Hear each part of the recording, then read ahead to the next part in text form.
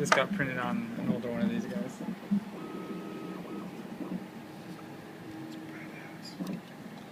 There's your material. Yeah, the one. See, is white the only color we have right now? No, we have black too. Black. Auto powered it. Well, I'm seeing quick show time. Is that have an estimated time? Oh, maybe. It smells. 2% complete. I'm gonna take a video of the entire thing being printed. See how long it's gonna be? No, I'm just kidding. 5 hours. I just want to.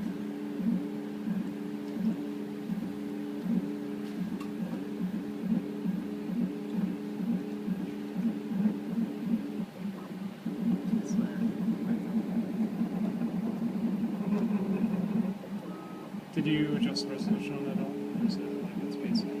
I put it on its finer resolution. I wonder if it's gonna take 5 hours.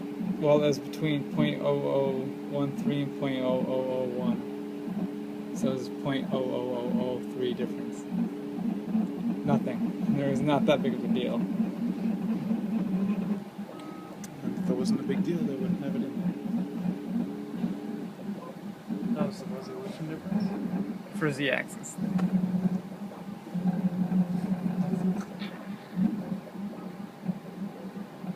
They're using a rubber belt, so I don't know how they can do it this fast. Yeah, and accurately too. They must have figured it out. It might not be. Well, it's timing, but I would think it. Yeah. See, look on Okay. Very accurate servos. So it's Should we like add Acid that? coater too. And it No, counts like as acid, like dish detergent in there. It's cheaper. We could actually use dish detergent. It's actually cheaper than. So is it printing something around? Yeah. So that it can print up, because my thing has here. Let's show you. Come up. Whenever you want to come up. Oh, you see what that is actually? Because it wants to move diagonally to get the fastest coverage. No, it can go. It can really book it that way. It's doing that because it's.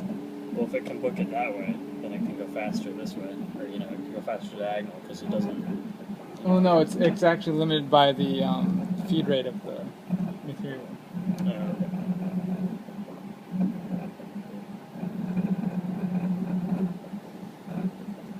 Those diagonal marks are just where it stops and comes back. Zoom, zoom. Ready the next line. That's why it takes so long right there. So what's in there? Just switching parts. Switching materials.